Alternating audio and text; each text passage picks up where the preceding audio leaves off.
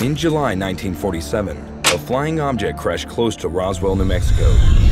Initially, the Army claimed to have had a flying disc in their possession, but 24 hours later, they modified their story, claiming that it was actually an experimental high-altitude weather balloon being utilized by the covert U.S. military Air Force instead. Yet, was it? According to reports from the 1970s and 1980s, the military was engaged in collecting alien spacecraft and conducting autopsies on the bodies of aliens found at the crash site. So, what are they really hiding? Today, we're discussing the infamous 1947 Roswell incident.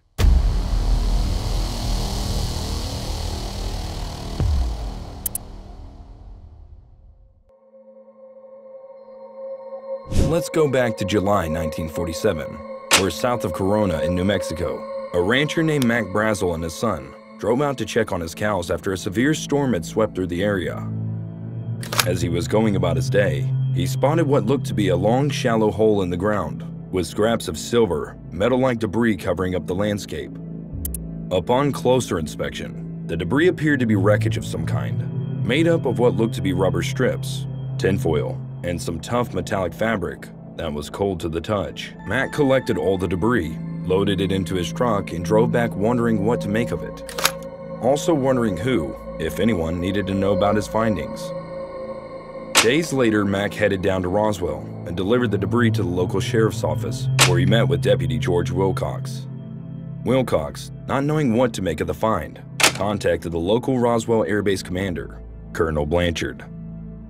The report of the debris eventually made its way up the food chain until it reached the desk of General Roger W. Ramey, commander of the 8th Air Force in Fort Worth, Texas.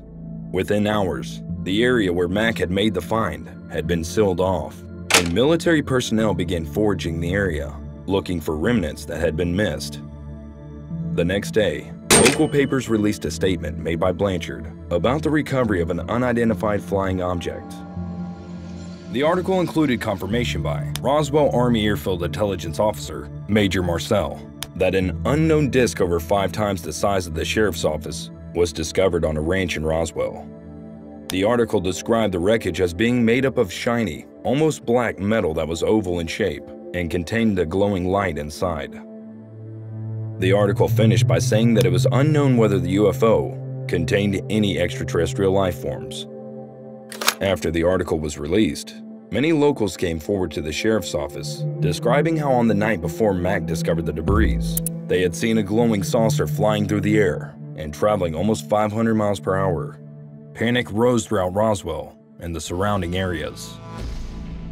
In the weeks before the crash, many had spotted unusual occurrences in the night sky, and the confirmation of a UFO being found gave rise to fears that alien life forms were navigating the area, looking to attack.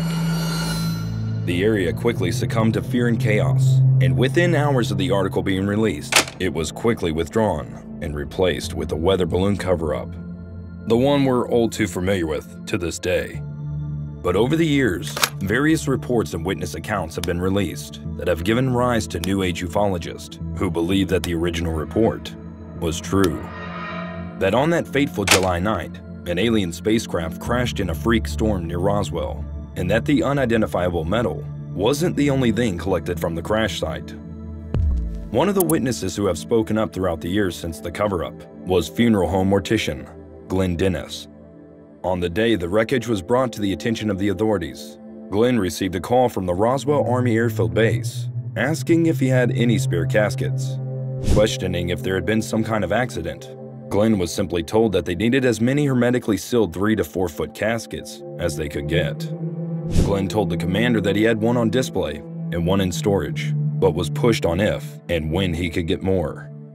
Puzzled by the call, Glenn got to work contacting suppliers in order to fulfill the request. When hours later, he received yet another call from the base.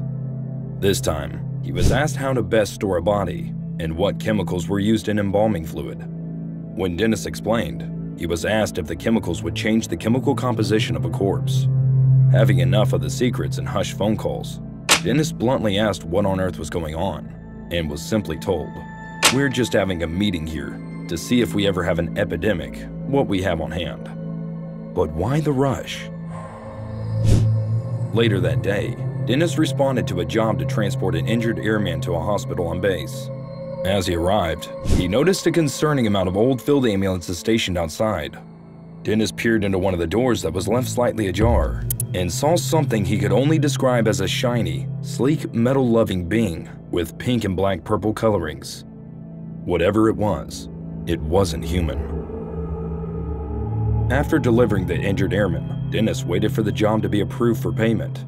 And whilst he was standing around, he noticed the base hospital becoming busier and busier. Heading over to the doctor's lounge, he asked if there had been some sort of crash that the funeral home should be prepared for. An older Air Force official told him to not take a step further and ordered for Dennis to be manually escorted off the base.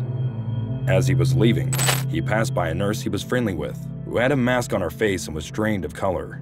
All she could say was, "Get the hell out of here."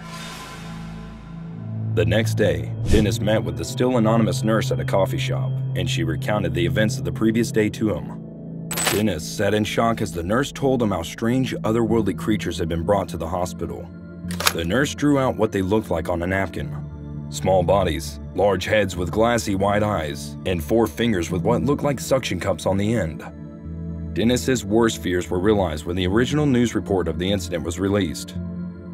That day, he had been mere feet away from an array of dying alien species.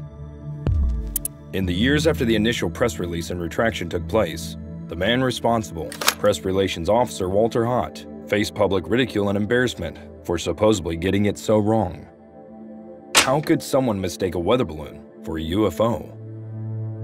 Hott knew better than to give rise to public opinion, and instead, when he was getting his affairs in order, as he grew older, he hatched a plan.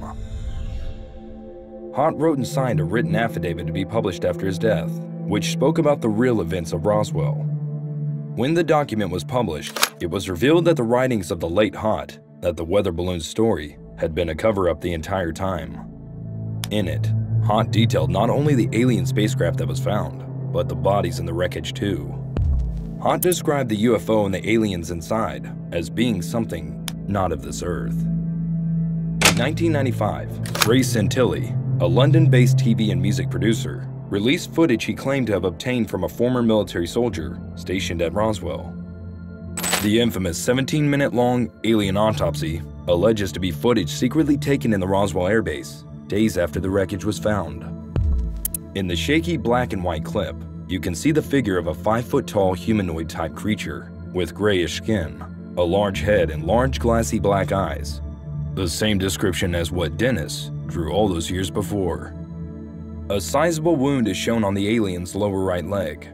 2 doctors in hazmat gear start the autopsy by slicing into the body and looking it over. It becomes pretty gory. The brain is sliced open and the internal organs are removed. In 2006, after facing mounting pressure, Santilli came forward and admitted the footage was fake and that the alien was just a dummy. But he didn't call what he did a hoax. Instead, Santilli claimed that the footage received was a replica of an actual alien autopsy he had watched that came to him in the same form from an anonymous military base worker in Roswell. Santilli claimed that the original tape had deteriorated, so he had decided to show the world the next best thing, a recreation painstakingly made with frame-by-frame accuracy. So, what do you think? With mounting evidence, witness testimonies, and even deathbed confessions, how convinced are you that the facts and fiction of the events of the 1947 Roswell crash really are what they seem?